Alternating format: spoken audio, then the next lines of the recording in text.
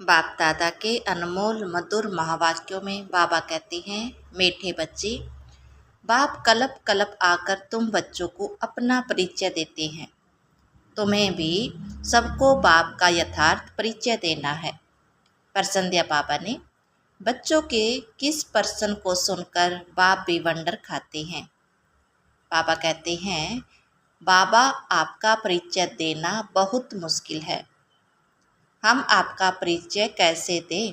यह प्रश्न सुनकर बाप को भी वंडर लगता है। जब तुम्हें बाप ने अपना परिचय दिया है तो तुम भी दूसरों को दे सकते हो। इसमें मुश्किलात की बात ही नहीं, यह तो बहुत सहज है। हम सब आत्माएं निराकार हैं तो जरूर उनका बाप भी निराकार होगा। मीठे मीठे रूहानी बच्चे समझते हैं बेहद के बाप के पास बैठे हैं। यह भी जानते हैं बेहद का बाप इस रथ में ही आते हैं। जब बाप दादा कहते हैं, यह तो जानते हैं कि शिव बाबा है और वह इस रथ में बैठा है, अपना परिचय दे रहे हैं। बच्चे जानते हैं वह बाबा है। बाबा मत देते हैं कि रूहानी बाप को याद करो तो पाप भस्म हो जाए, जिसको योग अग्नि कहते हैं। अभी तुम बाप को तो पहचानते हो, तो ऐसे कभी थोड़े ही कहेंगे कि बाप का परिचय दूसरों को कैसे दूं। तुमको भी बेहद के बाप का परिचय है तो जरूर दे भी सकते हो। परिचय कैसे दे, यह तो प्रश्न ही नहीं उठ सकता। जैसे तुमने बाप को जाना है वैसे तुम कह सकते हो कि हम आत्माओं का बाप तो एक ही है। इसमें मूझने की दरकार ही नहीं रहती। कोई कोई कहते हैं, बाबा आपका परिचय देना बड़ा मुश्किल होता है। अरे बाप का परिचय देना, इसमें तो मुश्किलात की कोई बात ही नहीं। जानवर भी इशारे से समझ जाते हैं कि मैं फलाने का बच्चा हूँ। तुम भी जानते हो कि हम आत्माओं का वह बाप है। हम आत्मा अभी इस शरीर में प्रवेश है। जैसे बाबा ने समझाया है कि आत्मा अकाल मूर्त है, ऐसे नहीं, उसका कोई रूप नहीं है। बच्चों ने पहचाना है, बिल्कुल सिंपल बात है। आत्मा का एक ही निराकार बाप है। हम सब आत्माएं भाई भाई हैं, बाप की संतान हैं। बाप से हमको वर्षा मिलता है, यह भी जानते हैं। ऐसा कोई बच्चा इस दुनिया में नहीं होगा जो बाप को और उनकी रचना को न जानता हो। बाप के पास क्या प्रॉपर्टी है वह सब जानते हैं। यह है ही आत्मा और परमात्मा का मेला। यह कल्याणकारी मेला है। बाप है ही कल्याणकारी, बहुत कल्याण करते हैं। बाप को पहचानने से समझते हैं, बेहद के बाप से हमको बेहद का वर्षा मिलता है। वह जो सन्यासी गुरु होते हैं, उनके शिष्यों को गुरु के वर्षे का मालूम नहीं रहता। गुरु के पास क्या मिल्कियत है, यह कोई शिष्य मुश्किल जानते होंगे। तुम्हारी बुद्धि में तो है ये वह शिव बाबा है, मिल्कियत भी बाबा के पास होती है। बच्चे जानते हैं बेहद के बाप के पास मिल्कियत है, विश्व की बादशाही, स्वर्ग। यह बातें सिवाय तुम बच्चों के और कोई को बुद्धि में नहीं है। लौकिक बाप के पास क्या मिल्कियत है वह उनके बच्चे ही जानते हैं। अभी तुम कहेंगे हम जीते जी पारलौकिक बाप के बने हैं, उनसे क्या मिलता है वह भी जानते हैं। हम पहले शूद्र कुल में थे, अभी ब्राह्मण कुल में आ गए हैं। यह नॉलेज है कि बाबा इस ब्रह्मा तन में आते हैं। इनको पिता प्रजापिता ब्रह्मा कहा जाता है। वह शिव तो है सब आत्माओं का फादर। इनको Prajapita Brahma great great grandfather कहते हैं। अब हम उनके बच्चे बने हैं। शिव बाबा के लिए तो कहते हैं वह हाजिरा हजूर है, जाने जाननहार है। यह भी अब तुम समझते हो कि वह कैसे रचना के आदि मध्य अंत की नॉलेज देते हैं। वह सब आत्माओं का बाप है। उनका नाम रूप से न्यारा कहना तो झूठ है। उनका नाम रूप भी याद है, रात्रि भी मनाते हैं। जयंती तो मनुष्य की होती है, शिव बाबा की रात्रि कहेंगे। बच्चे समझते हैं रात्रि किसको कहा जाता है। रात में घोर अंधियारा हो जाता है। अज्ञान अंधियारा है ना। ज्ञान सूर्य प्रगटा, अज्ञान अंधेर विनाश। अभी भी गाते हैं परंतु अर्थ कुछ भी नहीं समझते। सूर्य कौन है, कब प्रगटा, कुछ नहीं समझते। बाप समझाते हैं ज्ञान सूर्य को ज्ञान सागर भी कहा जाता है। बेहद का बाप ज्ञान का सागर है। सन्यासी, गुरु, गोसाई आदि अपने को शास्त्रों की अथॉरिटी समझते हैं। वह सब है भक्ति। बहुत वेद शास्त्र पढ़कर विद्वान बनते हैं तो बाप रूहानी बच्चों को बैठ समझाते हैं। इनको कहा जाता है आत्मा और परमात्मा का मेला। तुम समझते हो बाप इस रथ में आए हुए हैं। इस मिलन को ही मेला कहते हैं। जब हम घर जाते हैं तो वह भी मेला है। यहाँ बाप खुद बैठ पढ़ाते हैं। वह फादर भी है, टीचर भी है। यह एक ही पॉइंट अच्छी रीति धारण करो, भूलो मत। अब बाप तो है निराकार, उनको अपना शरीर नहीं है तो जरूर लेना पड़े। तो खुद कहते हैं मैं प्रकृति का आधार लेता हूँ, नहीं तो बोलूँ कैसे। शरीर बगैर तो बोलना होता नहीं। तो बाप इस तन में आते हैं। इनका नाम रखा है ब्रह्मा। हम भी शूद्र से ब्राह्मण बने तो नाम बदलाना ही चाहिए। नाम तो तुम्हारे रखे थे परंतु उसमें भी अभी देखो तो कई ही है ही नहीं, इसलिए ब्राह्मणों की माला नहीं होती। भगत माला और रुद्रमाला गाई हुई है, ब्राह्मणों की माला नहीं होती। विष्णु की माला तो चली आई है। सूक्ष्म वतन में विष्णु को 4 भुजा वाला दिखाया है तो दो भुजा लक्ष्मी की, 2 भुजा नारायण की। बाप समझाते हैं मैं धोबी हूँ। मैं योग बल से तुम आत्माओं को शुद्ध बनाता हूँ, फिर भी तुम विकार में जाकर अपना श्रृंगार ही गवाते हो। बाप आते हैं सबको शुद्ध बनाने, आत्माओं को आकर सिखलाते हैं तो सिखलाने वाला जरूर यहाँ चाहिए ना। पुकारते भी हैं आकर पावन बनाओ। कपड़ा भी मैला होता है तो उनको धोकर शुद्ध बनाया जाता है। तुम भी पुकारते हो हे पतित पावन बाबा, आकर पावन बनाओ। आत्मा पावन बने तो शरीर भी पावन मिले। तो पहली पहली मूल बात होती है बाप का परिचय देना। बाप का परिचय कैसे दे, यह तो पर्सन ही नहीं पूछ सकते। तुमको भी बाप ने परिचय दिया है तब तो तुम आए हो ना। बाप पास आते हो। बाप कहाँ है, इस रथ में। यह अकाल तख्त, तुम आत्माएं भी अकाल मूर्त हो।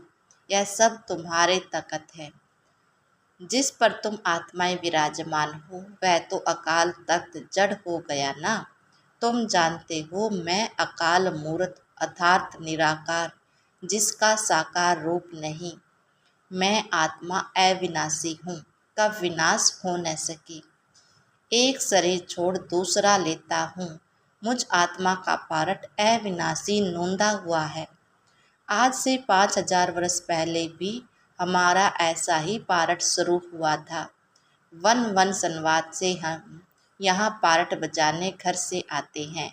यह है ही 5000 वर्ष का चक्कर। वह तो लाखों वर्ष कह देते हैं, इसलिए थोड़े वर्षों का विचार में नहीं आता। तो बच्चे ऐसे कभी कह नहीं सकते कि हम बाप का परिचय किसको कैसे दें। ऐसे ऐसे पर्सन पूछते हैं तो वंडर लगता है। अरे तुम बाप के बने हो, फिर बाप का परिचय क्यों नहीं दे सकते हो। हम सब आत्माएं हैं, वह हमारा बाबा है। सर्व का सदगति करते हैं। सदगति कब करेंगे यह भी तुमको अभी पता पड़ा है। कलप कलप कलप के संगम पर आकर सर्व की सदगति करेंगे। वह तो समझते हैं अभी 40,000 वर्ष पड़े हैं और पहले से ही कह देते हैं नाम रूप से न्यारा है। अब नाम रूप से न्यारी कोई चीज़ थोड़ा होती है। पत्थर भीतर का भी नाम है ना। तो बाप कहते हैं मीठे मीठे बच्चों, तुम आए हो बेहद के बाप के पास। बाप भी जानते हैं कितने ढेर बच्चे हैं। बच्चों को अभी हद और बेहद से भी पार जाना है। सब बच्चों को देखते हैं, जानते हैं इन सबको मैं लेने आया हूँ। सतयुग में तो बहुत थोड़े होंगे, इतना क्लियर है, इसलिए चित्रों पर समझाया जाता है। नॉलेज तो बिल्कुल इजी है, बाकी याद की यात्रा में टाइम लगता है। ऐसे बाप को तो कभी भूलना नहीं चाहिए। बाप कहते हैं मामे कम याद करो तो पावन बन जाएंगे। मैं आता हूँ पतित से पावन बनाने। तुम अकाल मूर्त आत्माएं, यह सब अपने अपने तख्त पर विराजमान हो। बाबा ने भी इस तख्त का लोन लिया है। इस भाग्यशाली रथ में प्रवेश होते हैं। कोई कहते हैं परमात्मा का नाम रूप नहीं है, यह तो हो ही नहीं सकता। उनको पुकारते हैं, महिमा गाते हैं, तो जरूर कोई चीज है ना। तमो प्रधान होने के कारण कुछ भी समझते नहीं हैं। बाप समझाते हैं मीठे मीठे बच्चों, इतने 84 लाख योनियां तो कोई होती नहीं। 84 जन्म पुनर्जन्म भी सबको होंगे। ऐसे थोड़े ही ब्रह्मा में जाकर लीन होंगे, मोक्ष को पाएंगे। यह तो बना बनाया ड्रामा है, एक भी कम जास्ती नहीं हो सकता। इस अनादि अविनाशी ड्रामा से ही फिर छोटे छोटे ड्रामा व नाटक बनाते हैं, वह है विनाशी।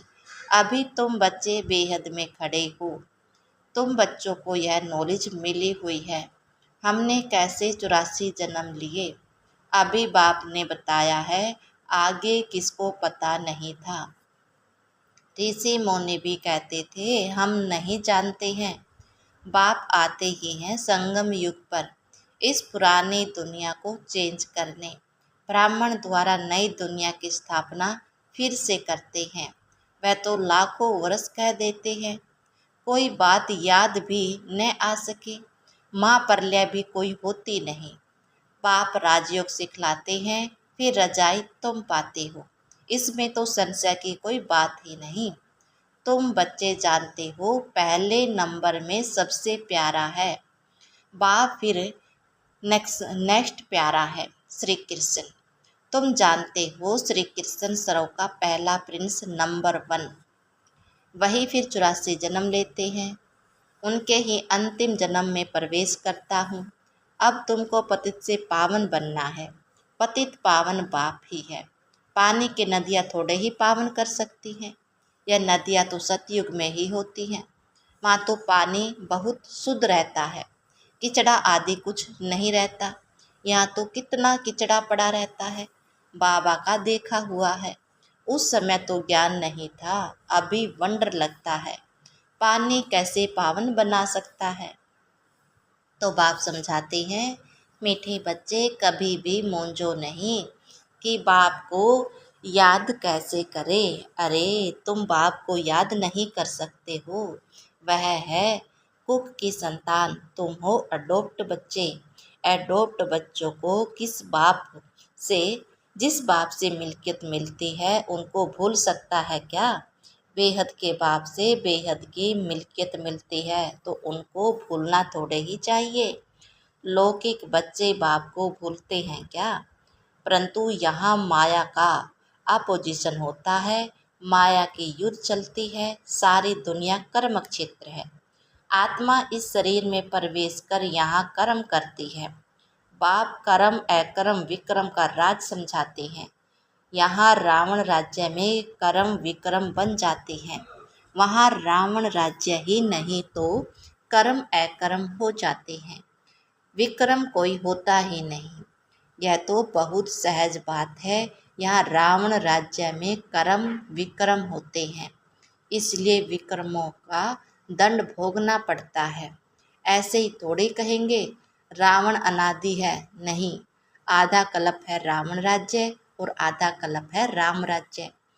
तुम जब देवता थे तो तुम्हारे कर्म अकर्म होते थे, अब यह है नॉलेज।